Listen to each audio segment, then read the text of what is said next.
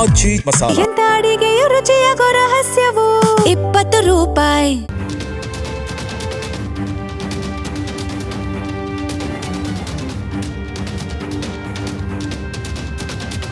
ನಮಸ್ಕಾರ, ಜಿ ಸಂವಾದಕ್ಕೆ ಸ್ವಾಗತ.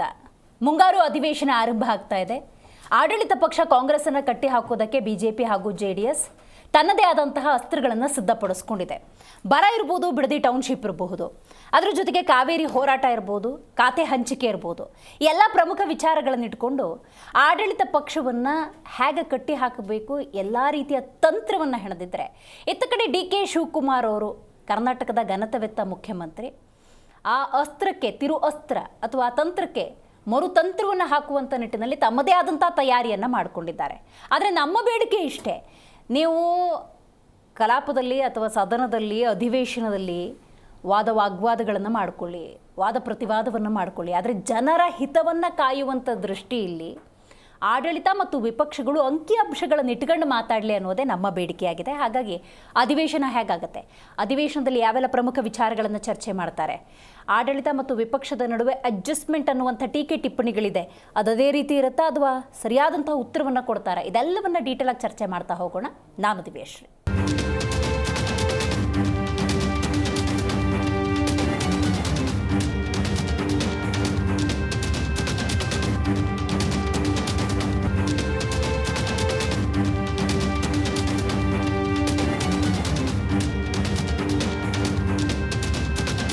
ಸರ್ಕಾರದ ವಿರುದ್ಧ ಮುಗಿಬೀಳೋದಕ್ಕೆ ವಿಪಕ್ಷಗಳು ತನ್ನದೇ ಆದಂತಹ ಸಿದ್ಧತೆಯನ್ನು ಮಾಡಿಕೊಂಡಿದ್ದಾವೆ. ಆದರೆ ಒಂದು ಅರ್ಥ ಮಾಡ್ಕೋಬೇಕು, ಕಾವೇರಿ ಕಾವಿನ ಮಧ್ಯದಲ್ಲಿ ನಡೀತಾ ಇರುವಂತಹ ಅಧಿವೇಶನ ಇದು.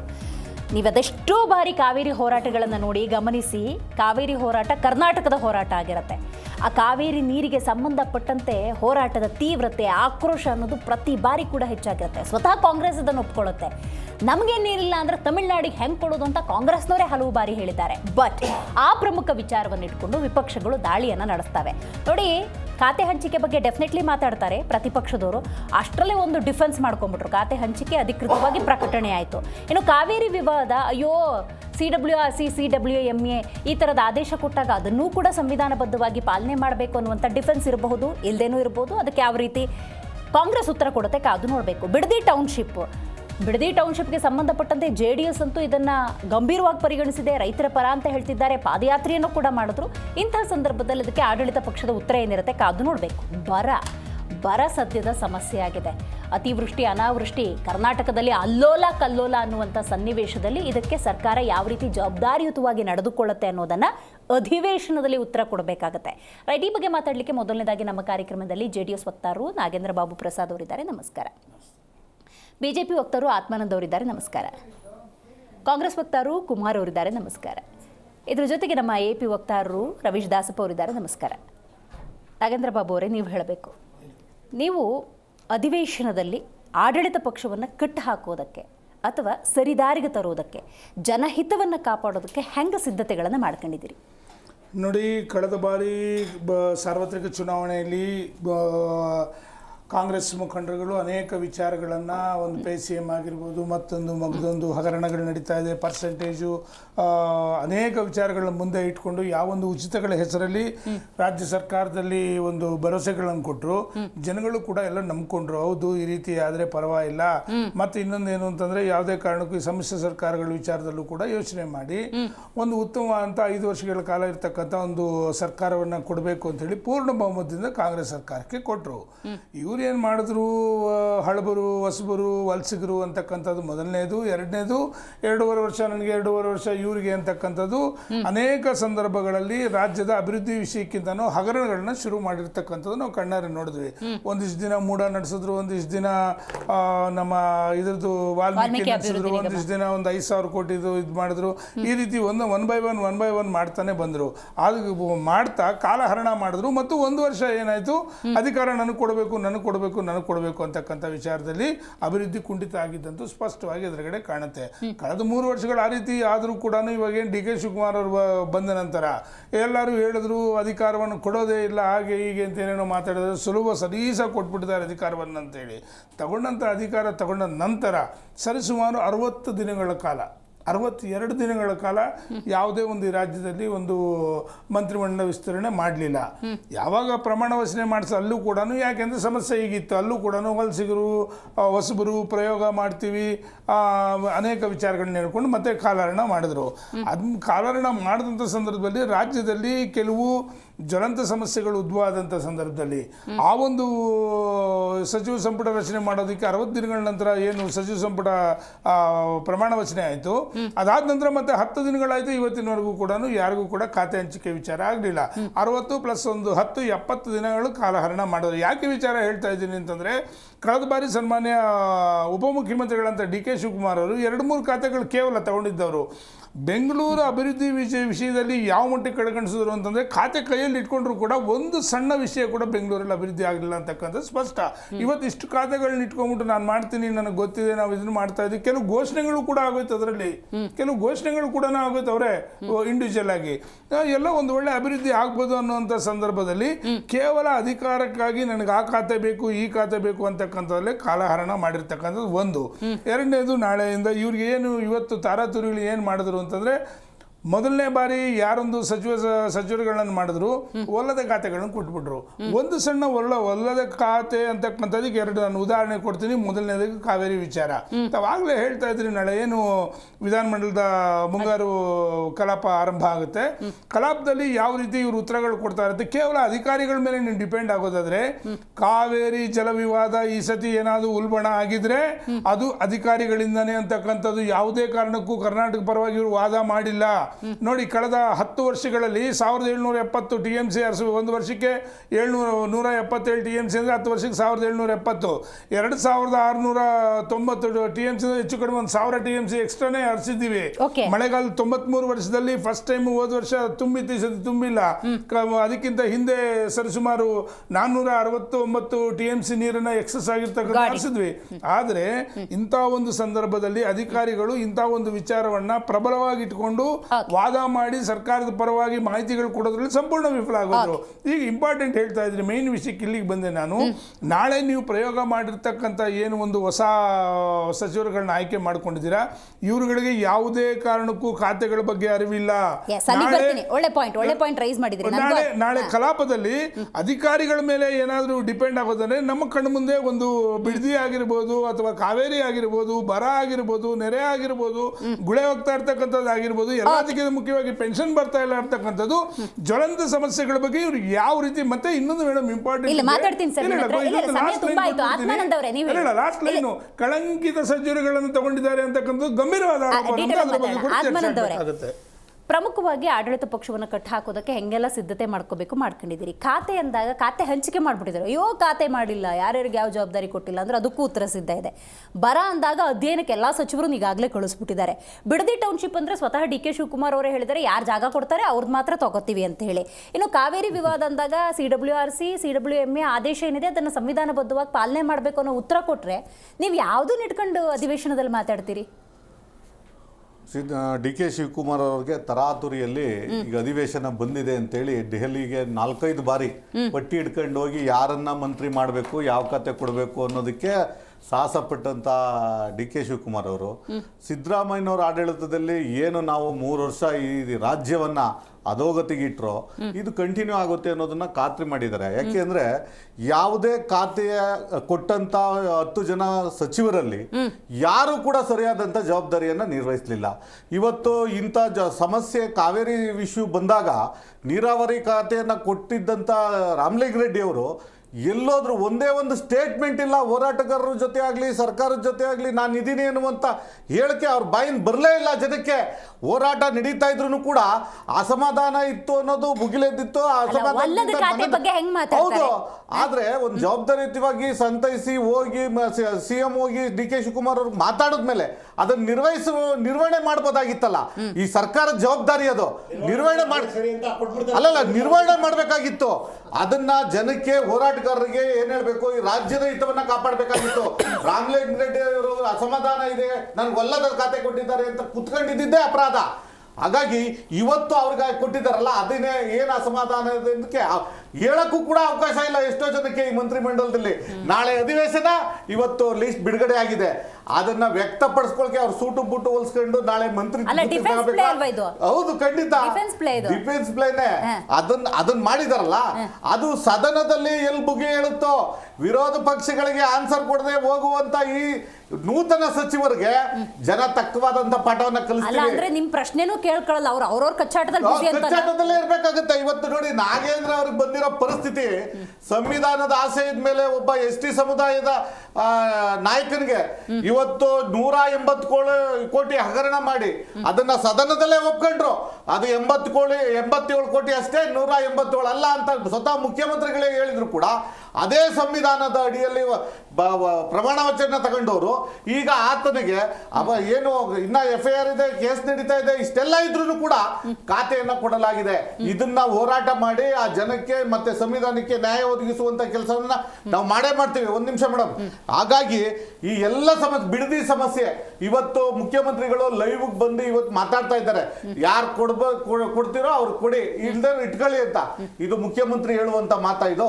ಹಾಗಾಗಿ ಒಳ್ಳೆ ಪಾಯಿಂಟ್, ಬಿಡದಿ ವಿಚಾರದಲ್ಲಿ ಒಳ್ಳೆ ಪಾಯಿಂಟ್ ರೈಸ್ ಮಾಡಿದ್ರಿ, ಮಾತಾಡ್ತೀನಿ. ಕುಮಾರ್ ಅವರೇ, ನೀವು ಹೇಳಬೇಕು, ಇವತ್ತು ಖಾತೆ, ನಾಳೆ ಅಧಿವೇಶನ, ಪ್ರತಿಪಕ್ಷಗಳು ಜನಸಾಮಾನ್ಯರ ಧ್ವನಿಯಾಗಿ ಪ್ರಶ್ನೆಯನ್ನು ಕೇಳಿದ್ರೆ ಉತ್ತರ ಆ ಖಾತೆಗೆ ಸಂಬಂಧಪಟ್ಟಂತೆ ಹೇಳುವಂತಹ ಅನುಭವ ಬಂದ್ಬಿಟ್ಟಿರುತ್ತಾ ಒಂದು ರಾತ್ರಿಯಲ್ಲಿ?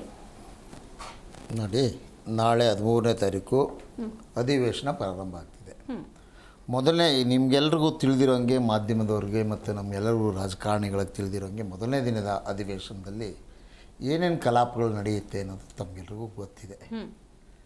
ಸೋಮವಾರದಿಂದ ಪೂರ್ಣ ಪ್ರಮಾಣದ ಅಧಿವೇಶನ ಪ್ರಾರಂಭ ಆಗುತ್ತೆ. ಸೊ ಗುರುವಾರ, ಶುಕ್ರವಾರ, ಶನಿವಾರ, ಭಾನುವಾರ ಟ್ರೈನಿಂಗ್ ತಗೊಂಡ್ಬಿಡ್ತಾರೆ. ಅಲ್ಲ, ಒಂದು ನಿಮಿಷ ಟ್ರೈನಿಂಗ್ ನೀವು ನೋಡಿ, 3 ತಿಂಗಳು 4 ತಿಂಗಳು ಒಬ್ಬರು ರಾಜ್ಯ ನಡೆಸೋದನ್ನ ನೋಡಿದ್ದೇವೆ. ಬಿಡಿ, ಯಡಿಯೂರಪ್ಪನ ಒಂದು ನಿಮಿಷ, ನಾನೇ ನಮ್ಮದೇ ಹೇಳ್ತಾ ಇದ್ದೀನಿ. ಯಡಿಯೂರಪ್ಪನವರು ದೊಡ್ಡ ಅತಿವೃಷ್ಟಿ ಆಗಿತ್ತು, ಜೊತೆ ಕೋವಿಡ್ ಅಂತ ಸಂದರ್ಭ ಇತ್ತು. ಆ ಸಮಯದಲ್ಲಿ 4 ತಿಂಗಳುಗಳ ಕಾಲ ಒಬ್ಬ ಮಂತ್ರಿ ಇರಲಿಲ್ಲ, ಮಂತ್ರಿ ಮಂಡಲವೂ ಇರಲಿಲ್ಲ. ಜೊತೆಗೆ ನಾವೇನ್ ಕಮ್ಮಿ ಅಂತನಾ? ಇಲ್ಲ,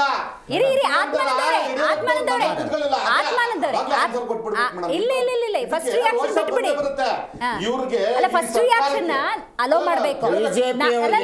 ನೋಡಿ, ಅಧಿವೇಶನ ಹೇಗೆ ಮಾಡ್ತೀರಾ? ಬಿಜೆಪಿ ಅವ್ರಿಗೆ ನೋಡಿ, ಅಧಿವೇಶನ ತಿಳ್ಕೊ ಜನರು, ವೀಕ್ಷಣೆ ಮಾಡ್ತಿರೋ ಜನರು ಅರ್ಥ ಮಾಡ್ಕೊಳ್ಳಿ. ಬಿಜೆಪಿಯವರು ದೇಶದಲ್ಲಿ ಯಾವುದೇ ಜನರನ್ನ ಮಾತನಾಡಕ್ ಬಾಯ್ ಬೀಳ್ತೀವಿ ಅಂದ್ರೆ ಅಡ್ಡ ಬಂದು ಆ ಮಾತನ್ನ ಅಡ್ಡದಾರಿ ಕೆಲಸ ಮಾಡ್ತಾರೆ. ಒಂದು ನಿಮಿಷ, ಯಡಿಯೂರಪ್ಪನವರು ಅತಿಯಾದಂತ ವೃಷ್ಟಿ ಇತ್ತು. ಅಲ್ಲ, ಯಾಕೆ ಇವ್ರು ಕೇಂದ್ರದ ಮಂತ್ರಿಗಳು 4 ತಿಂಗಳು ಮೋದಿ ಅವರಾಗ್ಲಿ ಅವರ ಪಕ್ಷದ ಅಧ್ಯಕ್ಷರಾಗ್ಲಿ ಈ ಅಪ್ಪನ್ನ ಒಳಗೆ ಬಿಟ್ಕೊಳ್ಳಿಲ್ಲ, ಡೆಲ್ಲಿಗೆ ಹೋಗಕ್ಕೆ. ಮೇಡಮ್, ಈಗ ಕೇಳಿ, ಇಲ್ಲಿ ಯಾರು ಅನಾನುಭವಿ ಶಾಸಕರಾಗ್ಲಿ, ಹಿಂದೆ ಇದ್ದಂತ ಸಚಿವ ಸಂಪುಟದಲ್ಲಿ ಇಲ್ಲದೆ ಇದ್ದವರಾಗ್ಲಿ ಇಲ್ಲ, ಎಲ್ಲರಿಗೂ ಅನುಭವ ಇದೆ. ರಘುಮೂರ್ತಿ ಅವರಿಗಿದೆ, ಅಲ್ಲ, ಒಂದು ಕೇಳಿ, ಒಂದು ಸರ್ಕಾರ ನೋಡಿ, ಒಂದು ಗೆದ್ದು ಒಂದೇ ಸರ್ತಿ ಮುಖ್ಯಮಂತ್ರಿ ಆದವ್ರು ಏನ್ ದೊಡ್ಡ ಕಿಸ್ತು ದಬ್ಬಾಕಿದ್ ನೋಡಿದೀವಿ ನಾವು. ಸುಮ್ನಿರಿ, ಯಾಕೆ ಅವ್ರು ಮಾಡಿದ್ರು ನೋಡಿದ್ದೇವೆ ನಾವು ದೇಶದಲ್ಲಿ. ಬಿಡ್ರಿ,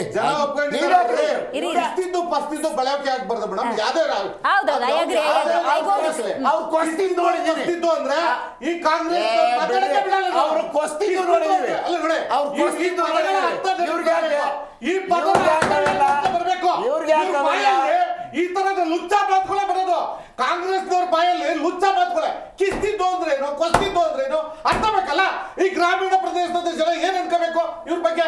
ಇವತ್ತು ಟಿವಿ ಮಾಧ್ಯಮದ ಕುತ್ಕೊಂಡು ಮಾತಾಡ್ತಾ ಇದ್ದೀವಿ. ಯಾವ ಮುಖ್ಯಮಂತ್ರಿ ಬಗ್ಗೆ ನೀವು ಕಿಸ್ತಿದ್ದು ಕೊಸ್ತಿದ್ದು ಅಂತ ಹೇಳ್ತಾ ಇದ್ರಿ? ಕಿಸ್ತಿದ್ದು ಕೊಸ್ತಿದ್ದು ಅಂತ ಯಾವ ಮುಖ್ಯಮಂತ್ರಿಗೆ ಹೇಳ್ತಾ ಇದ್ರಿ ನೀವು? ಕುಂಬಳಕಾಯಿ ಕಳ್ಳ ಅಂದ್ರೆ ಹೆಗಲ್ ಮುಟ್ಟು ನೋಡ್ಕೊಳ್ಳಿ. ನೇರವಾಗಿ ಯಾರು ಅಂತ ಹೇಳೋ ಎದೆಗಾರಿಕೆ ಇಲ್ವಾ ಕಾಂಗ್ರೆಸ್? ಯಾರು ಮೊದಲನೇ ಬಾರಿ ಶಾಸಕರಾಗಿ ಗೆದ್ದು ಮುಖ್ಯಮಂತ್ರಿ ಅವ್ರಿಗೆ ಹೇಳ್ತಾ ಇದ್ದೇನೆ. ತಾಕತ್ತಿಲ್ಲ ನಿಮ್ಗೆ ಅವ್ರ ಹೆಸರು ಹೇಳಕ್ಕೆ. Got it. ಒಂದ್ ನಿಮಿಷ No. ನಾನು ಪೂರ್ತಿ ಮಾಡ್ಬಿಡ್ತೀನಿ. 4 ಇಲ್ಲ, ಇಲ್ಲ. minutes, No, no, 4 no. minutes, ನೀವು 4 minutes. ನಾನು ಮಾತಾಡುವಾಗ ಅವ್ರು ಮಾತಾಡಕ್ ಅಲೋ ಏ, ಪದ ಬಳಕೆ ಸರಿಯಾಗಿ ಮಾಡ್ರಿ ನೀವು. ಸರ್. ಇಲ್ಲಿ ಕಿಸ್ತಿದ್ದು ನೋಡಿ, ಕಿಸ್ತಿದ್ದು ಅಂದ್ರೆ ಒಂದು ನಾನು ಸುವರ್ಣ ಗ್ರಾಮೀಣ ಅವಕಾಶವನ್ನ ಪ್ರದೇಶದಿಂದ ಹೆಂಗೆ ಬಂದಿರುವಂತ ಕಳ್ಕೊಂಡ್ರಿ? ವ್ಯಕ್ತಿ. ಆ ಪದದ ಅರ್ಥ ಹೇಳ್ಬೇಕು ನೀವು. ಆಡಳಿತ ಪಕ್ಷದ ಪ್ಯಾನಲಿಸ್ಟ್ ಮಾತಾಡಕ್ ಅವಕಾಶ ಕೊಡದಾಗ ಅವ್ರು ಮಾತಾಡಕ್ ರೀ, ನಿಮ್ ಪದದ ಅರ್ಥ ಹೇಳ್ರಿ. ನೀವ್ ಏನಂತ ಮಾತಾಡಿದ್ರಿ? ನಿಮ್ಮ ಏನು, ನಿಮ್ಮ ಭಾಷೆ ಏನು, ನಿಮ್ಮ ನಡತೆ ಏನು, ನಿಮ್ಮ ಸಂಸ್ಕೃತಿ ಏನು, ನೀವು ಕೊಸ್ತಿದ್ದು ಅಂದ್ರೆ ಯಾರಿಗೆ ಹೇಳ್ತಾ ಇದ್ರಿ? ಯಾವ ಮುಖ್ಯಮಂತ್ರಿಗೆ ಹೇಳ್ತಾ ಇದ್ರಿ? ನೀವು ಮಾತಾಡ್ತೀವಿ ಅಂತ ಎಲ್ಲ ಆತ ಮಾತಾಡೋದು ಕಾಂಗ್ರೆಸ್ ವಕ್ತಾರರು ನಾನು ಮಾತಾಡೋದನ್ನ ಮೊದಲು ಕೇಳಿಸ್ಕೋಬೇಕು. ಒಂದ್ ನಿಮಿಷ ಹೇಳಿ ಮೇಡಮ್. ನನಗೂ ತಿರುಗ್ಸ್ ಹಂಗೇ ಮಾತಾಡಕ್ ಬರುತ್ತೆ, ಆದ್ರೆ ಇದು ತಿರ್ಗ್ಸಿ. ಈ ವೇದಿಕೆ ತಿರುಗಿಸಿ ಇಲ್ಲಿ ಸಭ್ಯತೆ, ಸೌಜನ್ಯ ನಾವೇನು ಇದೆಲ್ಲವನ್ನ ಪದಗಳು ಯಾವುದು ಮಾತಾಡೋದಿಲ್ಲ. ಅದೇ ನೋಡಿ, ಮಾತಾಡೋದು ಕೇಳಿಸ್ಕೊಳ್ಳೋದೇ ಇಲ್ವಲ್ಲ ನೀವು. ಒಂದು ಸುವರ್ಣಾವಕಾಶ, 3 ನಿಮಿಷದ ಸುವರ್ಣಾವಕಾಶವನ್ನ ಯಡಿಯೂರಪ್ಪ ಅಂತ ತೇರಿಸ್ಬಿಟ್ರಲ್ಲ, ನೋಡಿ ಎಷ್ಟು ಸುಲಭದಲ್ಲಿ. ಇವತ್ತು ಈ ವೇದಿಕೆಯಲ್ಲಿ ಹೇಳ್ತಾ ಇದ್ದೀನಿ, ಕುಮಾರ್ ಅವರು ಅರ್ಥ ಮಾಡ್ಕೋಬೇಕು. ಸುಂದರವಾದಂತ ಒಂದು ಅವಕಾಶ. ಎಸ್, ಖಾತೆ ಹಂಚಿಕೆ ಆಗಿದೆ. ಎಲ್ಲ ಖಾತೆ ಹಂಚಿಕೆ ಆಗಿದೆ. ಇದನ್ನ ಹೇಳ್ಬೇಡಿ ನೀವು. ಏನ್ ಸರ್ ನೀವು ಎಲ್ಲ ಮಾತಾಡೋದು ಯಾವ ಬಿಟ್ಬಿಟ್ಟು ನೋಡಿದ್ರೆ ಆಮೇಲೆ ಹಿಂಗೇನಾ? ಇದನ್ನ ಹೇಳ್ಬೇಡಿ ನೀವು. ಛೇ, ಛೇ, ಛೇ, ಗೊತ್ತಿದೆ. ನಾನು ಎಷ್ಟು ನಮಗೆ ಸಿಂಪಲ್ debate ಕೇಳಿದೆ. ಅಲ್ಲಿ ಯಾವ ಅಲ್ಲಲ್ಲ. ವಿಷಯ ಬಂದಾಗ ಯಾರು ಏನ್ ಮಾಡ್ತಾರೆ? ಏನ್ ಸರ್ ನೀವು ಯಾವಾಗ ಹೇಳಿ. ಒಂದು ಹೇಳಿ. ಖಾತೆ ಅಂತ ಜವಾಬ್ದಾರಿ ಕೊಟ್ಟಿದ್ದಾರೆ, ಹೇಳಿ. ನಾಳೆ ಅಧಿವೇಶನ ಇದೆ, ಹೆಂಗ್ ನಿಭಾಯಿಸ್ತಾರೆ ಅನ್ನೋ ನನ್ನ ಪ್ರಶ್ನೆಗೆ ಖಂಡಿತವಾಗ್ಲು ಅನುಭವಿಗಳು ಖಂಡಿತ ಉತ್ತರ ಕೊಡ್ತಾರೆ ಅಂದ್ಬಿಟ್ಟು ಯಡಿಯೂರಪ್ಪನ ಕಡೆ ತಿರುಗಿಸ್ಬಿಟ್ಟು ಸಮಯ ಹಾಳು ಮಾಡ್ಬಿಟ್ಟು ಅವಕಾಶ ಕೊಡಲ್ಲ ಅಂತ ಜೀ ವೇದಿಕೆ ಟೀಕೆ ಮಾಡ್ತಿರಲ್ಲ, ಏನ್ ಹೇಳ್ಬೇಕು ನಿಮಗೆ? ಅದಕ್ಕೆ ಅನ್ನೋದು ಕುಣಿಯೋದು ಬಂದಿಲ್ಲ ಅಂದ್ರೆ ನೆಲ ಡೊಂಕು ಅನ್ನೋದು ಇಂಥ ನೇಚರ್ ಇದೆ. ದಯವಿಟ್ಟು ಅರ್ಥ ಮಾಡ್ಕೋಬೇಡಿ. I told him to stop. ನೀವು ಶಬ್ದಗಳ ಪ್ರಯೋಗವನ್ನ ಸರಿಯಾಗಿ ಮಾಡಬೇಕು. ಕಾಂಗ್ರೆಸ್ ವಕ್ತಾರರು ಶಬ್ದಗಳ ಪ್ರಯೋಗವನ್ನ ಸರಿಯಾಗಿ ಮಾಡಬೇಕು. ಅಧಿವೇಶನದ ಬಗ್ಗೆ ಡೀಟೇಲ್ ಆಗಿ ಮಾತಾಡಬೇಕು. ಅಧಿವೇಶನದಲ್ಲಿ ಪ್ರತಿಪಕ್ಷಗಳು ಹೆಂಗೆಲ್ಲ ಕಟ್ ಹಾಕಬೇಕು ಅದಕ್ಕೆಲ್ಲ ಸಿದ್ಧತೆ ಮಾಡಿಕೊಂಡಾಗ ಅದಕ್ಕೆ ಡಿಫೆನ್ಸ್ ರೀತಿ ಡಿ ಕೆ ಶಿವಕುಮಾರ್ ಅವರು ತಮ್ಮದೇ ಆದಂಥ ದಾಳ ಪ್ರಯೋಗವನ್ನು ಮಾಡಿದ್ದಾರೆ. ಬಟ್ ಆ ದಾಳ ಪ್ರಯೋಗ ಸರಿಯಾಗಿದೆಯಾ ಅನ್ನೋದು ನನ್ನ ಪ್ರಶ್ನೆ. ಕಳಂಕಿತರು ಸಂಪುಟದಲ್ಲಿದ್ದಾರೆ, ಹೆಂಗೆ ಡಿಫೆನ್ಸ್ ಮಾಡ್ಕೋತಾರೆ ಗೊತ್ತಿಲ್ಲ. ಮಹಿಳೆಯರಿಗೆ ಅವಕಾಶವನ್ನ ಕಲ್ಪಿಸಿಕೊಟ್ಟಿಲ್ಲ. ಮಾಡಕ್ಕಿಲ್ಲ ಸರ್, ಮಾಡಕ್ ಅವಕಾಶ ಇಲ್ಲ. ದಯವಿಟ್ಟು ಅರ್ಥ ಮಾಡ್ಕೋಬೇಕು. ಈಗ ರವೀಶ್ ಅವ್ರಿಗೆ ಅವಕಾಶ, ಕಳಂಕಿತರು ಮಹಿಳಾ ಖಾತೆ ಏನ್ ಕೊಡ್ತಾರೆ? ಪ್ಲೀಸ್ ಸರ್, ಅರ್ಥ ಮಾಡ್ಕೊಳ್ಳಿ ಸರ್. ನೀವು ಬಿಜೆಪಿ ಅವ್ರು ಮಾತಾಡೋದು ನಾನು ಇದೇ ಕೆಲಸ ಮಾಡ್ಬೇಕು ನೀವು ಹೇಳ್ತಿದ್ದೀರಾ ಮಾಡಿ. ಅವಾಗ ನಿಮ್ಗೆ ಏನ್ ಮಾಡ್ಬೇಕು ನನಗೂ ರವೀಶ್ ಅವರೇ ಕಂಟಿನ್ಯೂ. ಮೇಡಮ್ ಏನು ಗೊತ್ತಾ, ಇದು ನೋಡಿ, ಇದು ಇವರಿಬ್ರದ್ದು ಒಂದೇ ಸಂಸ್ಕೃತಿ. ಬರೀ ಅವ್ರ ಮೇಲೆ ಇವರು, ಇವ್ರ ಮೇಲೆ ಇವರು ಕೆಲಸ. ಈಗ ಯಡಿಯೂರಪ್ಪ ಸಾಹೇಬರು ಮಾಡೋಕ್ಕಾಗಿಲ್ಲ ಅಂದಿದ್ದಕ್ಕೆ ಇವರಿಗೆ ಅಧಿಕಾರ ಕೊಟ್ಟಿದ್ದು, ಮ್ಯಾಂಡೇಟ್ ಕೊಟ್ಟಿದ್ದು. ಅದನ್ನು ಅರ್ಥ ಮಾಡ್ಕೊಳ್ಳದೆ ನಾವು ಕಾಲಹರಣ ಮಾಡ್ಕೊಂಡು ಎರಡೂ ಪಕ್ಷ ಏನಂದರೆ ಬರೀ ಪರಸ್ಪರ ಕೆಸರಾಟ. ಇವತ್ತಿನ ಪ್ರಸಕ್ತ ಮಾತಾಡೋದೇ ಇಲ್ಲ ಇವರು. ಇಲ್ಲಿಂದ ಹೆಂಗೆ ತಪ್ಪಿಸ್ಕೊಳ್ಳೋದು, ವಿಷಯ ಹೆಂಗೆ ಡೈವರ್ಟ್ ಮಾಡೋದು, ರಾಜಕೀಯನೂ ಹಂಗೆ ಡೈವರ್ಟ್ ಮಾಡ್ತಾರೆ. ಇಲ್ಲಿ ಬಂದು ಮಾಧ್ಯಮದಲ್ಲೂ ಸರಿಯಾಗಿ ಜನಗಳಿಗೆ ಉತ್ತರ ಕೊಡಲ್ಲ ಅಂತಂದ್ರೆ ಆಕ್ಚುಲಿ ಇವೆರಡು ರಾಷ್ಟ್ರೀಯ ಪಕ್ಷಗಳು ದೇಶಕ್ಕೆ ಮಾದರಿ ಆಗಬೇಕು. ಇಂಥ ವಿಷಯಗಳಲ್ಲ. ಅಟ್ಲೀಸ್ಟ್ ಈಗ ನಾವು ಮಾತಾಡ್ತಿರೋದೇನು ಕಾವೇರಿ ವಿಷಯ, ಬಿಡದಿ ವಿಷಯ, ಇವು ಗಂಭೀರವಾದಂಥ ವಿಷಯಗಳು. ಇದರಿಂದ ಅದನ್ನು ನುಣುಚ್ಕೊಳ್ಳೋದು, ತಪ್ಪಿಸ್ಕೊಳ್ಳೋಕೆ ಬೇರೆ ಬೇರೆ ವಿಷಯಗಳನ್ನ ತಗೊಳ್ಳೋದು ಇದು ಖಂಡಿತ ಒಳ್ಳೇದಲ್ಲ, ಸರಿಯಲ್ಲ. ನಾನು ಈ ವಿಷಯಕ್ಕೆ ಬರ್ತೀನಿ ಮೇಡಮ್. ನಾಗೇಂದ್ರ ಅವ್ರಿಗೆ ಏನು ಕಾರಣ ಕೊಡ್ಬೋದು ಅವ್ರು ಸಚಿವ ಸಂಪುಟದಲ್ಲಿದ್ದಾರೆ ಅನ್ನೋದಕ್ಕೆ? ಮೇಡಮ್, ನಾಗೇಂದ್ರ ಅವ್ರಿಗೆ ಅವ್ರು ಏನಾರ ಕಾರಣ ಕೊಟ್ಕೊಂಡು ಆದ್ರೆ ಒಳ್ಳೆ ಪೋಸ್ಟ್ ಕೊಟ್ಟವ್ರೆ, ಅದಂತೂ ಖಂಡಿತ. ಅದಂತೂ ಒಳ್ಳೆ. ಯಾಕೆ ಅಂದ್ರೆ ಹೆಂಗೇನ ಬೀಸ ದಂಡೆಗೆ 1000 ವರ್ಷ ಆಯ್ತು ನಂಗೆ ಯಾವುದೋ ಒಂದು ಕೊಟ್ಬಿಟ್ಟು ಆ ಕಡೆ ಕೊಟ್ಟಂಗಲ್ಲ ಬಿಟ್ಟಂಗಲ್ಲ ನಂಗೆ ಮಾಡಿದ್ದಾರೆ. ಆದರೆ ಇವರು ಏನು ಗೊತ್ತಾ, ಎಲ್ಲರೂ ಹೇಳಿದ್ರು, ಮೊನ್ನೆ ಡಿ ಕೆ ಶಿವಕುಮಾರ್ ಸಾಹೇಬ್ರು ಹೇಳಿದ್ರಲ್ಲ, ನಾನು ಬೇಲಲ್ಲಿದ್ದೀನಿ, ಎಲ್ಲರೂ ಬೇಲಲ್ಲಿದ್ದಾರೆ, ಬೇಲಲ್ಲಿ ಇದು ಮಾತ್ರಕ್ಕೆ ನಾವೇನು ಮಂತ್ರಿಮಂಡಲ ಕೊಡಬಾರ್ದು ಅಂತ ಏನಿಲ್ವಲ್ಲ ಅಂತ ಅವ್ರು ಹೆಂಗೆ ಬೇಕಾದ್ರೂ ಸಮರ್ಥಿಸ್ಕೋತಾರೆ. ಆದರೆ ಏನಂದ್ರೆ ಹೇಳ್ಬೇಕಂದ್ರೆ ಅವ್ರಿಗೆ ಅದು ಸ್ವಯಂಕೃತವಾಗಿ ಅನ್ನಿಸ್ಬೇಕು. ನಾನು ಅದು ಎಲ್ಲ ಹೇಳಿದ್ದು, ಆ ಕಾಲ ಹೋಗ್ಬಿಟ್ಟಿದ್ದು. ಇವಾಗ ಏನಾದ್ರು ಏನಂತಾರೆ, ಜವಾಬ್ದಾರಿ ತಗೊಂಡು ನಾನೇ ಇಲ್ಲ ಬೇಡ ಅನ್ನೋ ಕಾಲನೇ ಇಲ್ಲ ಇವಾಗ. ಹೆಂಗಾರು ಹಾಳಾಗೋಲಿ, ನನಗೆ ಬೇಕೇ ಬೇಕು, ಕೊಟ್ಟಿಲ್ಲ ಅನ್ನೋ ನಾನು ರಾಜೀನಾಮೆ ಕೊಡ್ತೀನಿ. ಅದರಲ್ಲೂ ಪವರ್ಫುಲ್ ಪೋರ್ಟ್ಫೋಲಿಯೋಗೆ ಡಿಮಾಂಡ್ ಇಡೋ ಅಂಥ ಕಾಲದಲ್ಲಿ, ಇವತ್ತಿನ ಕಾಲದಲ್ಲಿ ಈಗ ನೋಡಿ, ರಾಮಲಿಂಗಾರೆಡ್ಡಿ ಅವರಿದ್ರು, ಮುನಿಯಪ್ಪ ಅವರು ನನಗೆ ಬೇಡ ಅಂತ ಹೇಳ್ಬಿಟ್ಟು ಒಳ್ಳೆ ಪವರ್ಫುಲ್ ಸಮಾಜ ಕಲ್ಯಾಣ ಇಲಾಖೆ ತಗೊಂಡಿದ್ದಾರೆ. ಇವ್ರದ್ದು ಒಂದೇ ಮಾನದಂಡ, ಇವರು ಬರೋ ಚುನಾವಣೆಗೆ ಇನ್ನು ಉಳಿದಿರೋ 1 ವರ್ಷದಲ್ಲಿ ಎಷ್ಟು ಹಣ ಸಂಪತ್ತನ್ನು ಕ್ರೋಢೀಕರಿಸಬೇಕು ಅಷ್ಟೇ. ಬರೋ ಚುನಾವಣೆಗಳಿಗೆ ಕರ್ನಾಟಕದಲ್ಲಿ ಎಷ್ಟು ನೇರ ಬರೋ ಎಲ್ಲ ಚುನಾವಣೆಗೂ ಸಂಪನ್ಮೂಲ ಕ್ರೋಢೀಕರಿಸೋಕ್ಕಷ್ಟೇ ಇವಾಗ ಮಂತ್ರಿಮಂಡಲ ವಿಸ್ತರಣೆ ಆಗಿರೋದು. ಜನಗಳ ಕೆಲಸ ಮಾಡೋಕ್ಕಂತೂ ಏನು ಮಂತ್ರಿಮಂಡಲ ವಿಸ್ತರಣೆ ಆಗಿಲ್ಲ. ರಿಯಾಲಿಟಿ ಮಾತಾಡ್ತಾಳೋದು ಇವಾಗ ಇನ್ನೆಷ್ಟು ಮೇಡಮ್ ಒಂದು ವರ್ಷದಲ್ಲಿ ಇವ್ರದ್ದೇ ಪದ ಉಪಯೋಗ ಏನು ಕಡ್ದು ಕಟ್ಟೆ ಆಗ್ತಾರೆ, ಅವ್ರು ಹೇಳಿದ ಪದ ಹೇಳೋದು ಏನು ಕಡ್ದು ಕಟ್ಟೆ ಆಗ್ತಾರೆ ಅಲ್ವಾ? ವಾಸ್ತವ ಹೇಳ್ಬೇಕು. 3 ವರ್ಷನೇ ಮಾಡೋಕ್ಕಾಗದೇ ಇರೋರು ಈಗ 1 ವರ್ಷ 1.5 ವರ್ಷದಲ್ಲಿ ಅಲ್ಲ. ಈಗ ಇನ್ನೊಂದು ಪಾಯಿಂಟ್ ರೈಸ್ ಮಾಡಿ, ಗೃಹಲಕ್ಷ್ಮಿ ಅಂತಂದ್ರು, ಶಕ್ತಿ ಯೋಜನೆಯಲ್ಲಿ ಮಹಿಳೆಯರು ಓಡ್ತಾರೆ ಅಂತಂದ್ರು, ಆಮೇಲೇನು ಹಲವಾರು ಯೋಜನೆಗಳು ಮಹಿಳಾ ಪರ ಅಂತಂದ್ರು. ಇನ್ನು ಸಂಪುಟದಲ್ಲಿ ಇರಂಗಿಲ್ವಾ ಮೇಡಮ್? ಆಕ್ಚುಲಿ ಏನಾಗಿದೆ ಅಂದರೆ ಅದು ಅವ್ರಿಗೆ ತಿರುಗುಬಾಣ ಆಗಿದೆ. 5 ಗ್ಯಾರಂಟಿ ಯೋಜನೆಗಳು ಏನಿದೆಲ್ಲ ಕಾಪಿ ಮಾಡಿ ಏನು ಯೋಜನೆಗಳು ಕೊಟ್ಟರಲ್ಲ ಇವೆಲ್ಲ ಅವೈಜ್ಞಾನಿಕ ಯೋಜನೆಗಳೇ. ಸರಿಯಾಗಿ ನಿರ್ವಹಣೆ ಆಗಿರೋದು ಅದುವರೆಗೂ ಒಂದೇ ಒಂದು ಯೋಜನೆ, ಶಕ್ತಿ ಯೋಜನೆ. ಬಸ್ಸಲ್ಲಿ ಓಡಾಡೋದು ಬಿಟ್ಟರೆ ಇನ್ನು ಯಾವ ಯೋಜನೆಗಳು ಇವರು ಕೈ ಹಿಡ್ದಿಲ್ಲ, ಎಲ್ಲ ಹಳ್ಳ ಹಿಡ್ದಿದ್ದಾರೆ. ಅದು ಹೆಂಗಾಗಿದೆ ಅಂದರೆ ಯಾಕಾದ್ರೂ ಮಾಡಿದ್ವಪ್ಪ ಅನ್ನಂಗಾಗಿದೆ. ಈ ಕಡೆ ಅಭಿವೃದ್ಧಿನೂ ಇಲ್ಲ, ಯೋಜನೆಗಳು ಸರಿಯಾಗಿ ಜನರಿಗೆ ತಲುಪಿಲ್ಲ. ಹಂಗಾಗಿ ಏನಾಗಿದೆ ಅದನ್ನು ಸರಿಯಾಗಿ ಚಾಟಿ ಬೀಸೋ ಅಂತ ಒಂದು ಯೋಗ್ಯವಾದಂಥ ವಿರೋಧ ಪಕ್ಷನೂ ಇಲ್ಲ ಅಲ್ಲಿ. ಆ ವಿರೋಧ ಪಕ್ಷ ನಾಯಕ ಸುಮ್ಮನೆ ಉಡಾಫೆ ಮಾತುಗಳನ್ನ ಮಾತಾಡಿಕೊಂಡು ಇಲ್ಲೆಲ್ಲ ಮಾಧ್ಯಮಗಳಲ್ಲಿ ಮತ್ತು ಹೊರಗಡೆ ಎಲ್ಲ ಯಾವ್ಯಾವ ಬೇಕಿಲ್ದಿರೋ ವಿಷಯಗಳನ್ನ ಮಾತಾಡಿಕೊಂಡು ವೈಯಕ್ತಿಕ ವಿಚಾರಗಳನ್ನ ತಗೊಂಡು ರಾಜಕೀಯ ಉಡಾಫೆ ಮಾಡ್ತಾರೆ ಅಷ್ಟೇ ಬಿಟ್ಟರೆ ಎರಡೂ ಪಕ್ಷಗಳು ಮೇಡಮ್ ಕರ್ನಾಟಕ ರಾಜ್ಯನ ಸಂಪೂರ್ಣವಾಗಿ ಕಡೆಗಣಿಸಿ ಇವ್ರಿಗೆ ಇಬ್ಬರಿಗೂ ನಾಚಿಕೆ ಮಾನ ಮರ್ಯಾದೆ ಜವಾಬ್ದಾರಿ ಅನ್ನೋದು ಇಲ್ಲವೇ ಇಲ್ಲ ರಾಜ್ಯದ ಬಗ್ಗೆ. ಕಾವೇರಿ ಗಂಭೀರ ವಿಚಾರ ಸರ್, ನೀರಿನ ವಿಚಾರ, ಕುಡಿಯೋ ನೀರಿನ ವಿಚಾರ, ಆದೇಶದ ಪರಿಪಾಲನೆಯನ್ನು ಏನು ಬರುತ್ತೆ ಅದನ್ನು ಫಾಲೋ ಮಾಡಬೇಕು, ಐ ಅಗ್ರಿ. ಬಟ್ ಒಂದು ಗಟ್ಟಿಯಾಗಿ ನಿಂತ್ಕೋಬೇಕಾಗತ್ತೆ. ಗಣತವೆತ್ತ ಸ್ಥಾನದಲ್ಲಿದ್ದ ಸಂದರ್ಭದಲ್ಲಿ ಅದನ್ನು ನಿರೀಕ್ಷೆ ಮಾಡ್ಬೋದಾ? ಅಧಿವೇಶನದಲ್ಲಿ ನೀವು ಹೆಂಗೆ ಪ್ರಶ್ನೆ ಮಾಡ್ತೀರಿ? ಅವ್ರ ಕಡೆಯಿಂದ ಒಂದು ಸೊಲ್ಯೂಷನ್ ಸಿಗ್ಬೋದು. ನನಗೆ ಜಟಾಪಟಿ ಅಲ್ಲ, ಸ್ವತಂತ್ರ ಬಾವಿಗಿಳಿದು BJP JDS ಆಕ್ರೋಶಭರಿತರಾಗಿ ಪ್ರತಿಭಟಿಸಿದ್ರು ಅನ್ನೋದಕ್ಕಿಂತ ಒಂದು ಶಾಶ್ವತ ಪರಿಹಾರದಿಂದ ಸಮನ್ವಯತೆಯಿಂದ ನೀವು ಮಾತಾಡೋ ಸಾಧ್ಯತೆ ಇದೆಯಾ ಪ್ರತಿಪಕ್ಷ ಆಡಳಿತ? ತಾವು ತುಂಬ ಉತ್ತಮ ಅಂತ ಪ್ರಶ್ನೆ ಕೇಳಿದ್ದೀರಿ. ಮಾನ್ಯ ಆಡಳಿತ ಪಕ್ಷದ ನಾಯಕರು ಮೊನ್ನೆ ಒಂದು ಮಾತನ್ನು ಸ್ಪಷ್ಟವಾಗಿ ಹೇಳ್ತಾರೆ, ಇದು ರಾಜಕೀಯ ಮಾಡ್ತಕ್ಕಂಥ ವಿಚಾರ ಅಲ್ಲ, ನಮ್ಮ ರಾಜ್ಯದ ಒಂದು ಜ್ವಲಂತ ಸಮಸ್ಯೆ, ನಮ್ಮ ರೈತರ ಸಮಸ್ಯೆ. ನಮಗೆ ಜೀವಾಳ ಇರ್ತಕ್ಕಂಥದ್ದು ಇವತ್ತು ಕರ್ನಾಟಕದಲ್ಲಿ ರೈತರು. ನಾವೆಲ್ಲ ಕೂಡ ಒಗ್ಗೂಡಬೇಕು ಅನ್ನೋಂಥ ಸಂದರ್ಭದಲ್ಲಿ ಸರ್ವಪಕ್ಷ ಸಭೆ ಕರೆದ್ರಲ್ಲ, ನಾವೆಲ್ಲ ಕೂತ್ಕೊಂಡು ನಿಮ್ಗೆ ಸಹಕಾರ ಕೊಟ್ಟಿದ್ದೀವಿ. ನಾವೆಲ್ಲೂ ಕೂಡ ವಿರೋಧ ಮಾಡಿಲ್ಲ, ಯಾವುದೇ ಕಾರಣಕ್ಕೂ ವಿರೋಧ ಮಾಡಿಲ್ಲ. ಮಾನ್ಯ ಕಾಂಗ್ರೆಸ್ ವಕ್ತಾರರು ಒಂದು ಮಾತನ್ನು ನಾನು ಅವ್ರಿಗೆ ಸಮಾಧಾನವಾಗಿ ಉತ್ತರ ಕೊಡ್ತೇನೆ. ಮೊದಲನೇ ಸತಿ ಆಗಿರ್ತಕ್ಕಂಥವ್ರೇನೇ CM ಆಗಲಿಲ್ವ ಅಂತಕ್ಕಂಥ ಪದ ಬಳಕೆ ಮಾಡಿದ್ದಾರೆ. ಸಂತೋಷ. ಅವತ್ತು ನಾವು ಆಡಳಿತ ನೋಡಬೇಕಲ್ಲ, ಅದು ಸಮ್ಮಿಶ್ರ ಸರ್ಕಾರ. ಸಮ್ಮಿಶ್ರ ಸರ್ಕಾರದಲ್ಲಿ ಯಾವ ಮಟ್ಟಕ್ಕೆ ಉತ್ತಮವಾದಂಥ ಕೆಲಸ ಕಾರ್ಯಗಳು, 26,000 ಕೋಟಿ ಸಾಲ ಮನ್ನಾ, ಲಾಟ್ರಿ ನಿಷೇಧ, ಸಾರಾಯಿ ನಿಷೇಧ, ಅದ್ಭುತವಾದ ಗ್ರಾಮ ವಾಸ್ತವ್ಯ, ಕಾಲೇಜುಗಳು, ಸ್ಕೂಲ್ಗಳು, ರಸ್ತೆಗಳು, ಅನೇಕ ವಿಚಾರಗಳು ಅಭಿವೃದ್ಧಿ. ನಾವು ನಮ್ಮ ಹತ್ರ ಪಟ್ಟಿ ಇದೆ, ತೋರಿಸ್ತೀವಿ. ನನಗಿಂತ ಹೆಚ್ಚು ಅವರ ಅಭಿವೃದ್ಧಿ ಮಾಡುವಂಥ ಸಂದರ್ಭದಲ್ಲಿ ಅವ್ರ ಪಕ್ಕದಲ್ಲಿ ಹತ್ತಿರದಲ್ಲಿ ಇದ್ದಂಥವ್ರು ಇವರೇ, ನನಗಿಂತ ಹೆಚ್ಚು ಅವ್ರಿಗೆ ಮಾಹಿತಿ ಇದೆ. ಒಂದು. ಎರಡನೇದು, ಈಗ ಪಾಪ ಎಕ್ಸ್ಪೀರಿಯನ್ಸ್ ಇರೋರು ಅಂತಕ್ಕಂಥ ಮಾತನ್ನು ಹೇಳಿದ್ರು. ಸನ್ಮಾನ್ಯ ದೇವೇಗೌಡರು ಪುತ್ರರಾಗಿದ್ದರು ಕುಮಾರಣ್ಣವರು. ಅವ್ರಿಗೂ ಕೂಡ ರಾಜಕಾರಣದ ಕುಟುಂಬ ಇತ್ತು, ಹಿನ್ನೆಲೆ ಇತ್ತು, ಸುತ್ತಮುತ್ತ ಎಲ್ಲ ಒಳ್ಳೊಳ್ಳೆ ನಾಯಕರುಗಳಿದ್ರು. ನಾನು ಒಂದೇ ಒಂದು ಪ್ರಶ್ನೆ ಕೇಳ್ತಾ ಇದ್ದೀನಿ. ಸನ್ಮಾನ್ಯ ಮಲ್ಲಿಕಾರ್ಜುನ ಖರ್ಗೆ ಅವರು ನಿಮ್ಮ ರಾಷ್ಟ್ರೀಯ ಅಧ್ಯಕ್ಷರಾಗಿದ್ದಾರೆ. ಅವ್ರ ಮಗನೇ ಪ್ರಿಯಾಂಕ ಖರ್ಗೆ.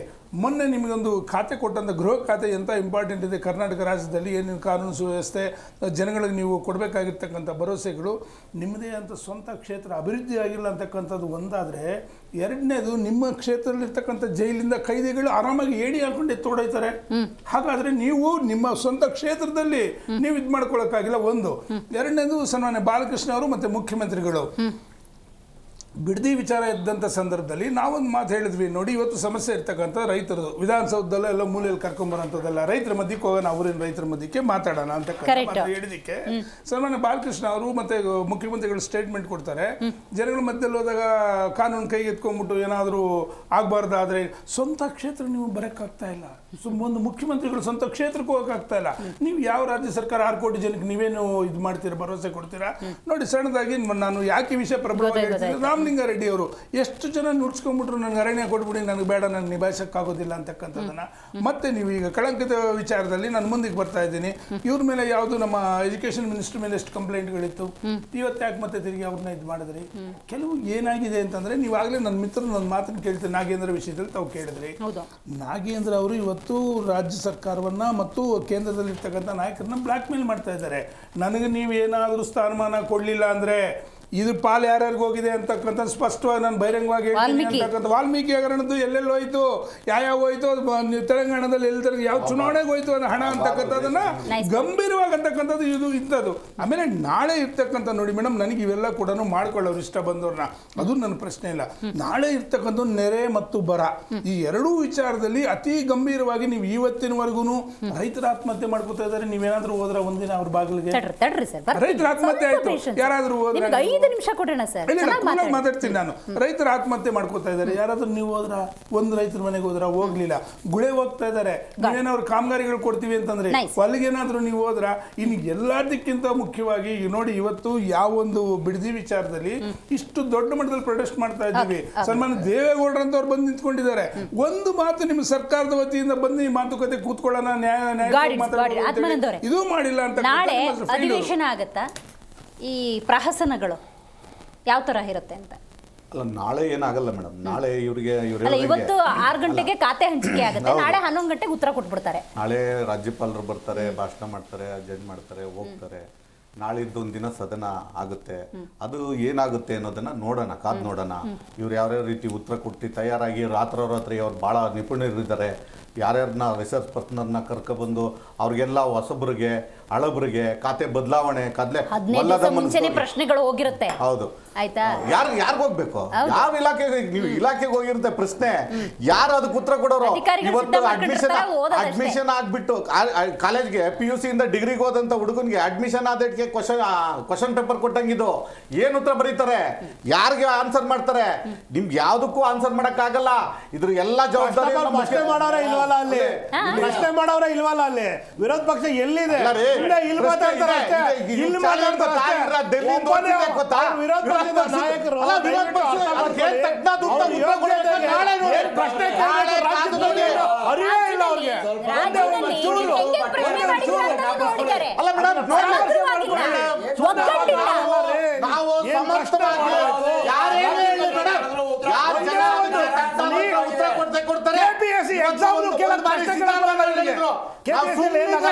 ನಾವು ಸುಮ್ಮನಿದ್ರೆ ಸಾಕು ಗೆಲ್ತೀವಿ ಅಂದಿದ್ರಲ್ಲ, ಸುಮ್ಮನಿದ್ದೋದ್ಗೆ 137 ಕೊಟ್ರಲ್ಲ. ಇವತ್ತು ನಾವು ಅವರ ಹುಡುಕನ್ನ ತೋರಿಸ್ತಾ ಇದೀವಲ್ಲ, ಜನ ಮಾಡ್ತಾರೆ. ಹಾಗಾಗಿ ಇವತ್ತು ನೋಡಿ, ಕಾವೇರಿ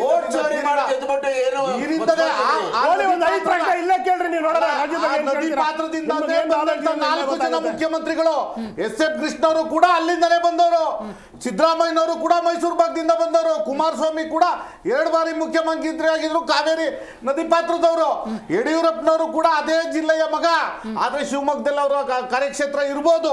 ಇಷ್ಟೆಲ್ಲ ಇದ್ರು ಕೂಡ ಕಾವೇರಿ ಸಮಸ್ಯೆಗೆ ಯಾವುದೇ ಪಕ್ಷದವರು ಕೂಡ ಜನಕ್ಕೆ ನ್ಯಾಯ ಕೊಟ್ಟಿಲ್ಲ, ರೈತರಿಗೆ ನ್ಯಾಯ ಕೊಟ್ಟಿಲ್ಲ. ಇವತ್ತು 2 ರಾಜ್ಯಗಳಲ್ಲಿ ವಾದ ವಿವಾದ ನಡೆದು ಯಾವಾಗ್ಲೂ ಪ್ರತಿ ಬಾರಿ ಕರ್ನಾಟಕಕ್ಕೆ ನ್ಯಾಯ ಆಗುತ್ತೆ, ಯಾವುದೇ ಸರ್ಕಾರ ಇದ್ರೂ ಕೂಡ. ಇದು ಯಾಕಾಗುತ್ತೆ ಅನ್ನೋದಕ್ಕೆ ಪರಿಹಾರ ಕಂಡ್ಕೊಡಕ್ಕೆ ಕಾಂಗ್ರೆಸ್ಗೆ ಬಹಳ ಅವಕಾಶಗಳಿತ್ತು.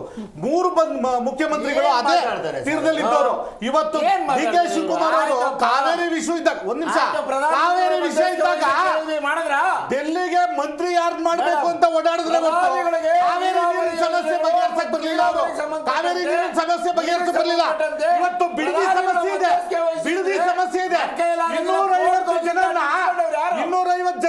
ಆಫೀಸ್ ಕಳಿಸ್ಕೊಂಡು ಅವ್ರಿಗೆ ಪತ್ರ ಕೊಡ್ತಾರೆ. ಹೋರಾಟ ಮಾಡ್ತಾ ಇರುವಂತ 1000 ಜನ ಬೀದಿಯಲ್ಲಿ ಹೆಣ್ಮಕ್ಳುಗಳು ಇವತ್ತು ರಸ್ತೆ ಬಂದು ಊಟ ಮಾಡ್ಕೊಂಡು ಹಾಲ್ ಕಾಯಿಸ್ಕೊಂಡು ಕುಡಿತಾ ಇದ್ದಾರೆ. ಆತ್ಮಾನಂದ ಅವರೇ, ನೀವು ಕೇಳ್ತೀವಿ ವಿರೋಧ ಪಕ್ಷ 5 ಪ್ರಶ್ನೆ ಕೇಳ್ರಿ ಸರ್ಕಾರಕ್ಕೆ. ನಿಮ್ಗೆ ಯಾವ ನೈತಿಕತೆ ಇದೆ? ಯಾವ ನೈತಿಕತೆ ಇದೆ ನಿಮ್ಗೆ? ಅವ್ರ ಜೊತೆ ಕೈ ಜೋಡಿಸಿಲ್ಲ, ನಿಮ್ಗೆ ನೈತಿಕತೆನೇ ಇಲ್ಲ. ನೀವು ಮುಖ್ಯಮಂತ್ರಿಗಳು ಅಧಿಕಾರದಲ್ಲಿದ್ದ ಜೈಲ್ಗೆ ಹೋದವರು, ನೀವು ಜನ ತಿರಸ್ಕರಿಸಿದವರು. ನೀವೇನು ಬಾಧ್ಯಗಳು ದೆಹಲಿಯಲ್ಲಿ ಬಾಧ್ಯ ಕೊಟ್ಟಿಲ್ಲ, ಆದ್ರೆ ಅದೇ ಅವ್ರ ಜೊತೆ ಹೋಗಿ ನೀವೇನು ಮಾಡ್ತೀರಾ? ನಿಮ್ ಪಕ್ಷಕ್ಕೆ ಇವತ್ತು ನೀವೇನು ಮಾಡೋದು ಅನ್ನೋದು ಜನಕ್ಕೆ ಗೊತ್ತಿದೆ. ನಿಮ್ ಹೋರಾಟ ಏನ್ ಮಾಡಿದ್ರೆ ಗೊತ್ತಿದೆ, ತಪ್ಪಿಸಿದ್ರೆ ಗೊತ್ತಿದೆ, ತಪ್ಪಿಸಿದ್ರೆ ಗೊತ್ತಿದೆ. ಇವತ್ತು ಯಾರಾದ್ರೂ ಒಬ್ರು ಲೀಡರ್ ಬಂದಂತವ್ರು ನೀವು ಯಾರ್ದೋ ಜೊತೆ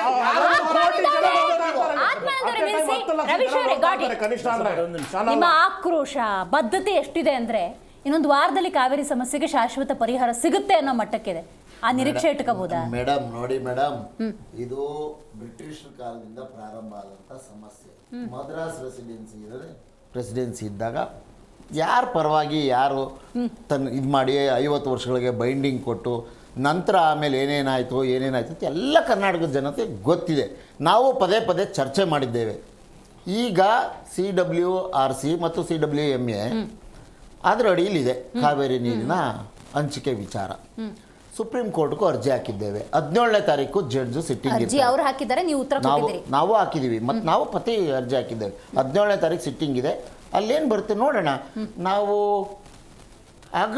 ಜೂನ್ ತಿಂಗಳಲ್ಲಿ ಕೊಡಬೇಕಾಗಿದ್ದಂಥ 9.9 TMCಗೆ ಎಷ್ಟು ಕೊಟ್ಟಿದ್ವಿ? 2 TMC ನೀರು ಕೊಟ್ಟಿದ್ವಿ. ಜುಲೈಯಲ್ಲಿ 31 TMC ನೀರು ಕೊಡಬೇಕಾಗಿದೆ. ಕೊಟ್ಟಿದ್ದೆಷ್ಟು ನಾವು? 3 TMC ನೀರು ಆಯಿತು. ಅದಲ್ಲದೆ ಹೆಚ್ಚುವರಿಯಾಗಿ ಮಳೆ ಪ್ರಕೃತಿನೇ ನಮಗೆ ಸಹಕಾರ ಕೊಟ್ಟು ಅತಿ ಹೆಚ್ಚು ನೀರು ಹರಿದು ಹೋಗಿದೆ. ಅವರು ಆಗಸ್ಟ್ ತಿಂಗಳದು ಮತ್ತು ಸೆಪ್ಟೆಂಬರ್ ತಿಂಗಳದು ಸೇರಿ ನಮಗಿವಾಗ ಇತ್ಯರ್ಥ ಮಾಡಿ ಅಂತ ಹೋಗಿದ್ರಪ್ಪ. ನೋಡಿ, ನಾನು ಕೇಳ್ತಾ ಇದ್ದೇವೆ, ನಾವು ಕಾಂಗ್ರೆಸ್ಸಿಗರಾಗಿ ಕೇಳ್ತಾ ಇದ್ದೇವೆ, ನಾವು ಕನ್ನಡಿಗರಾಗಿ ಕೇಳ್ತಾ ಇದ್ದೀವಿ, ಕಾವೇರಿ ಅಚ್ಚುಕಟ್ಟು ಭಾಗದವ್ರಾಗಿ ಕೇಳ್ತಾ ಇದ್ದೀವಿ. ನಮಗೆ ಬರಬೇಕಾಗಿರೋ 155 TMC ನೀರಿದೆಯಲ್ಲ, ಅದ್ಯಾರಪ್ಪ ಕೊಡೋದು ಅಂತ ನಾವು ಕೇಳ್ತಾ ಇದ್ದೇವೆ. ಬರೀ ನಿಮಗ್ ಬಿಡಿ ಅಂತ ಕೇಳ್ತಿದ್ದೀರಿ ಹೊರತು ಕೇಳ್ತಾ ಇದ್ದೀರಾ, ಪರಿಣಾಮಕಾರಿಯಾಗಿ ಹೇಳ್ತಾ ಇದ್ದೀರಾ. ಮತ್ತೆ ಮೇಡಮ್, ಈಗ ಆಯ್ತಪ್ಪ, ನಾವು ಟ್ಯಾಂಕ್ ಕಟ್ಟಿರೋದು ಬರೀ ನಿಮಗೆ ನೀರು ಬಿಟ್ಕೊಂಡು ಕೂತ್ಕೊಳ್ಳೋದಕ್ಕಾ? Valid point. ನಮ್ಮ ರೈತರು ಏನಾಗಬೇಕು, ನಮ್ಮ ನಾಗರಿಕರು ಏನಾಗಬೇಕು, ಅದೇ ನಮ್ಮ ನಾಗರಿಕರು ಏನಾಗಬೇಕು, 4 ಮುಖ್ಯ ಜಿಲ್ಲೆಗಳಿಗೆ ನೀರು ಉಳಿಸ್ಬೇಕು. ಹೌದು, ಪ್ರತಿದಿನ 1000 ಲೀಟರ್ ಗ್ಯಾಲನ್ ಗಟ್ಟಲೆ ನೀರು ತುಂಬಿಸ್ಬೇಕು. ಯಾಕಪ್ಪ? ನಮ್ಮ ಟ್ಯಾಂಕಲ್ಲಿರೋ ನೀರು ನಿಮಗೂ ನಮ್ಮ ಬಾರ್ಡ್ರಲ್ಲಿ 2 ಟ್ಯಾಂಕ್ ಕಟ್ಕೊಂಡಿದ್ದೀರಿ ನೀವು. ಭವಾನಿ ಇದೆ ಮತ್ತು ಮೆಟ್ಟೂರ್ ಇದೆ. ಯಾಕಪ್ಪ ಈ ಥರ ತೊಂದರೆ ಮಾಡ್ತೀವಿ? ನಿಮ್ಮ ಟ್ಯಾಂಕಲ್ಲಿ ನೀರಿದ್ರೂ ಹೆಚ್ಚು ನೀರು ಕೇಳ್ತಿದ್ದೀರಿ. 3ನೇ ಬೆಳೆ ಅಲ್ಲಲ್ಲ, 3ನೇ ಬೆಳೆ 2ನೇ ಬೆಳೆ. ಒಂದು ನಿಮಿಷ ನಾವು ತಪ್ಪಿಸಕ್ಕೆ ನಾವು ತಪ್ಪಿಸ್ಲಿಲ್ಲ. ಇದನ್ನು ತಪ್ಪಿಸಬಾರ್ದು. ಯಾವುದೇ ಮುಖ್ಯಮಂತ್ರಿಗಳಿಗೆ ರಾಹುಲ್ ಗಾಂಧಿ ಅವ್ರು ಬೆಂಬಲ ಕೊಟ್ಬಿಟ್ರಲ್ಲ, ಅವ್ರು ಬರ್ಬೇಕಾಗಿತ್ತಲ್ಲ. ಇಲ್ಲಿನ ಪರಿಸ್ಥಿತಿ ನಾನು ಹೇಳಕ್ ಮುಂಚೆ ನೀವೇ ಮಾತಾಡ್ತೀರ. ನೋಡಿ, ಸೌಹಾರ್ದಿತವಾಗಿ ಇತ್ಯರ್ಥ ಮಾಡ್ಕೊಳ್ಳೋಣ ಅಂತ ಮಾನ್ಯ ತಮಿಳುನಾಡು ಮುಖ್ಯಮಂತ್ರಿಗಳೇ ಪದೇ ಹೇಳಿದ್ದಾರೆ. ಆದರೂ ಕೂಡ ಅವ್ರ ಹಕ್ಕನ ವಿಚಾರ ಬಂದಾಗ, ಅವರ ಅಚ್ಚುಕಟ್ಟಿನ ಪ್ರದೇಶದ ರೈತರನ್ನು ಉಳಿಸ್ಕೋಬೇಕು ಅಂತ ಅನ್ನೋ ವಿಷಯ ಬಂದಾಗ ಅವರು ರಾಜಕಾರಣ ಮಾಡೋದನ್ನು ಮಾಡ್ತಿದ್ದಾರೆ. ಅವರು ಆಯಾ ತಿಂಗಳಿಗೆ ನನಗೇನು ನೀವು ಕೊಟ್ಟಿದ್ರಿ ತೀರ್ಪು, ಆ ತೀರ್ಪನ್ನು ಅವತ್ತು ನೀವು ಸುಮ್ಮನೆ ಒಪ್ಕೊಂಡ್ಬಿಟ್ಟು ಈಗ ಅದನ್ನು ಇಂಪ್ಲಿಮೆಂಟ್ ಮಾಡೋವಾಗ ನೀವೇನು ಮಾಡ್ತಿದ್ದೀರಿ ಕೂತ್ಕೊಂಡಿಲ್ಲಿ ನ್ಯಾಯಾಧೀಕರಣದವರು ಅಂತ ಕೇಳ್ತಾ ಇದ್ದಾರೆ. ಅವರು ಅದಕ್ಕೆ ಆದೇಶಗಳು ಕೊಡ್ತಾ ಇದ್ದಾರೆ.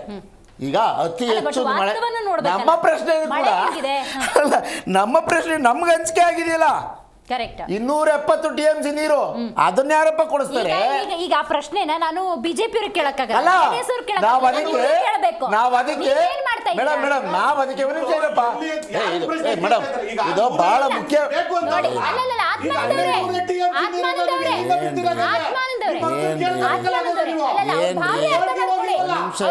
ಅರ್ಥ ಮಾಡ್ಕೊಳ್ಳಿ. ಅವರು ಕನ್ನಡಿಗರಾಗಿ ಕಾವೇರಿ ಕೊಳ್ಳದ ಜನ ಆಗಿ ನಾವೇನ್ ಮಾಡೋಣ ಅಂತಾನೆ ಇರಪ್ಪ. ಆಯ್ತು, ಅಂತಿಮ ಈ ತೀರ್ಪು 2018ರಲ್ಲಿ ಬಂತಲ್ವಾ?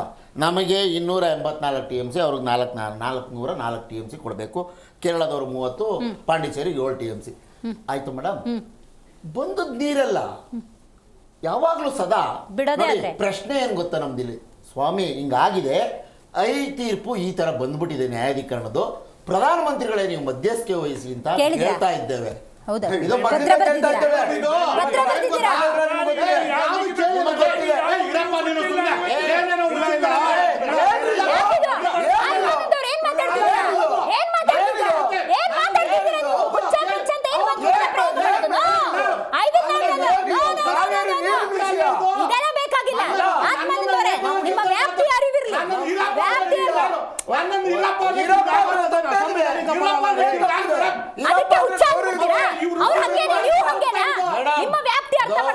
ಅಪ್ಪ ಅಂದ್ರೆ ಗೌರವಯುತವಾದ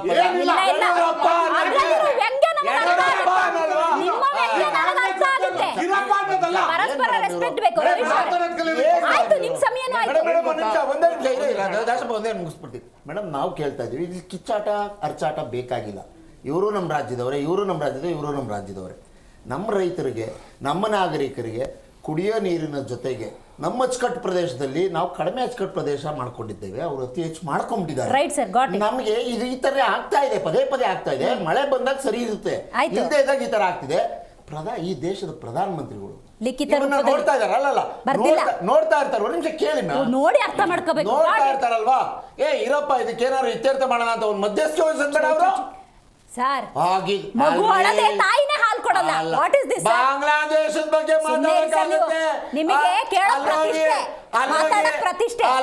ಪ್ರಧಾನಮಂತ್ರಿ ಇನ್ವಾಲ್ವ್ ಆಗಬಾರ್ದು ಅಂತ ಹೇಳ್ತೀರಾ? ಪಾಕಿಸ್ತಾನದ ಬಗ್ಗೆ ಮಾತಾಡೋಕ್ಕಾಗುತ್ತೆ. DK ಶಿವಕುಮಾರ್ ಕೈ ಕೈ ಹಿಡ್ಕೊಂಡು ಹೋಗೋದನ್ನ ಕೇಳಕ್ಕಾಗ್ಲಿಲ್ಲ ನಿಮ್ಗೆ?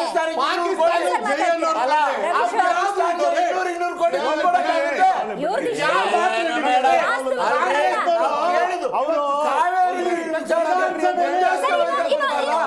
ಇನ್ನೊಂದಿದೆ. ನಾಗೇಂದ್ರ ಅವ್ರಿಗೆ ಯಾಕಿದ್ದಾರೆ ಸಂಪುಟದಲ್ಲಿ ನೋಡಿ ಮೇಡಮ್, ಹೌದಾ ಮೇಡಮ್? ಹಿಂಗೆ ಅವ್ರ ಟೈಮ್ ಪ್ರಹ್ಲಾದ್ ಜೋಶಿ ಅವ್ರು ಯಾಕಿದ್ದಾರೆ ಆಗಿದ್ರೆ? ಇದೇ ಉತ್ತರ ನಿಮ್ದು. ಯಾಕಿದ್ದಾರೆ ಇವ್ರು ಇದೇ ಉತ್ತರ. ಪ್ರಹ್ಲಾದ್ ಜೋಶಿ ಅವ್ರು ಯಾಕಿದ್ದಾರೆ? ಇದೇ ಉತ್ತರ ಹೇಳಿ ಮೇಡಮ್.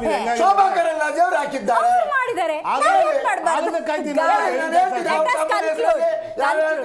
ಅಧಿವೇಶನ ರವೀಶ್ ಅವರೇ, ಅಧಿವೇಶನ ಜನರ ಹಿತ ಕಾಯೋ ರೀತಿ ಇರುತ್ತಾ? ಹಿಂಗೆ ಆಗೋಗುತ್ತಾ? ಅಪರಾಧಿಯಿಂದ ಎಲ್ಲರೂ ಕುಮಾರ್ ಅವ್ರು ನನ್ನ ಪ್ರಶ್ನೆ ಕೇಳಿ ನಿಮ್ಗೆ ರವೀಶ್ ಅವರು ರಾಜ್ಯದಲ್ಲಿ AP ಇದೆ ಇದೆ ಏನ್ ಗೊತ್ತಾ ಮೇಡಮ್, ಇದೇನು ಗೊತ್ತಾ, ಇವರು ಪರವಾಗಿಲ್ಲ ವಾಸಿ, ಇವ್ರಿಗಿಂತ ಇನ್ನೂ ಹೆಚ್ಚು ಕಿತ್ತಾಟ ಆಡೋದೇ ಅವ್ರಿಗೆ ಜಾಸ್ತಿ. ಇವಾಗ ನಾವು ಹೇಳ್ತಾರಲ್ಲ, ಯಾರ್ಯಾರು ಪ್ರಶ್ನೆ ಮಾಡಿದ್ರೆ ಅವ್ರಿಗೆ ನೈತಿಕತೆ ಇರಬಾರ್ದ? ಈ ರಾಜ್ಯದವ್ರು ಏನು ಪ್ರಶ್ನೆ ಮಾಡಂಗಿಲ್ಲ. ನಿಮ್ಗೆ ಏನ್ ನೈತಿಕತೆ ಇದೆ ಅಂತ ಕೇಳ್ತಾರೆ. ಆಮೇಲೆ ನಾನು ಕರ್ನಾಟಕದ ವಿಷಯ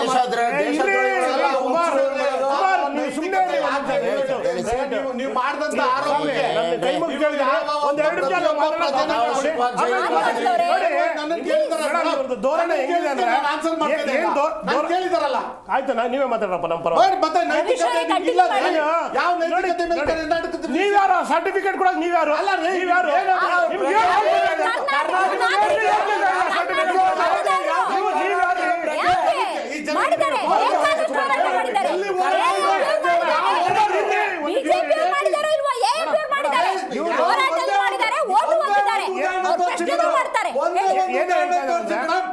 ಅವ್ರಿಗೆ ಮಾತಾಡ್ಬಿಡಿ, ಅವರೇ ಮಾತಾಡಿ, ನಮ್ಮ ಅವರೇ ಮಾತಾಡ್ರಿ. ಆಯ್ತು ಮಾತಾಡ್ರಿ. ಯಾವ ವಿದ್ಯಾರ್ಥಿಗಳು ಅಲ್ಲ ಅಂದ್ರೆ ಕೇಳಿಸ್ಕೊಡ್ರಿ. ಆದ್ದರಿಂದ ನೀವು ದುರಹಂಕಾರದ ರಾಜಕೀಯ ಪ್ರೇರಿತವಾಗಿ ಹೋರಾಟ ಬೇಳೆ ಬೇಯಿಸ್ಕೊಳಕ್ ಅವ್ರದ್ದು ಆತರ ಇರಲ್ಲ.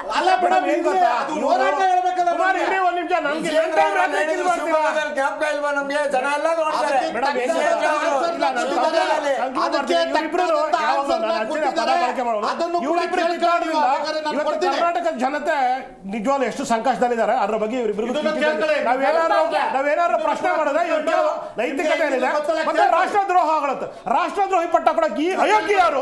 ಈ ಅಯೋಗ್ಯರು ಯಾರು? ನಮಗೆ ರಾಷ್ಟ್ರದ್ರೋಹಿ ಪಟ್ಟ ಕೊಡಕ್ಕೆ ನಮ್ಮನ್ನ ನೈತಿಕತೆ ಅಂತ ಕೇಳಕ್ಕೆ ಈ ಇಡಿಯಟ್ಸ್ಗೆ ಏನ್ ಅಧಿಕಾರ ಇದೆ? ಹೌದು ಹೌದು, ನಮ್ಮನ್ನ ನೈತಿಕತೆ ಈಗ ಮುಳ್ಳಿದಾರ ಅದೇ ಉತ್ತರ. ನಾಗೇಂದ್ರ ಬಾಬು ಅವರು, ಆತ್ಮಾನಂದವರು, ಕುಮಾರ್ ಅವರು, ರವೀಶ್ ಅವರು, ಥ್ಯಾಂಕ್ ಯು ಸೋ ಮಚ್ ಕಾರ್ಯಕ್ರಮದಲ್ಲಿ ಭಾಗಿಯಾಗಿದ್ದಕ್ಕೆ. ಅಧಿವೇಶನ ಆರಂಭ ಆಗ್ತಾ ಇದೆ. ಬಹಳಷ್ಟು ಪ್ರಶ್ನೆಗಳನ್ನು ಪ್ರತಿಪಕ್ಷ ಅಂಕಿಅಂಶದ ರೂಪದಲ್ಲಿ ಕೇಳಲಿ ಅನ್ನೋದು ನಮ್ಮ ನಿರೀಕ್ಷೆ. ಅದಕ್ಕೆ ಸರಿಯಾದಂಥ ಉತ್ತರವನ್ನು ಕೊಟ್ಟು ರಾಜ್ಯದ ಜನರ ಹಿತವನ್ನು ಆ ಸೋಕಾಲ್ಡ್ ನಾಯಕರು ಕಾಯಲಿ ಅಂತ ಕೇಳ್ತೇವೆ. ಇವತ್ತಿನ ಕಾರ್ಯಕ್ರಮ ಮುಗಿಸೋಣ. ನೋಡ್ತಾ ಇರಿ ಜೀ ಕನ್ನಡ ನ್ಯೂಸ್, ಸತ್ಯವೇ ಸುದ್ದಿಯ ಜೀವಾಳ.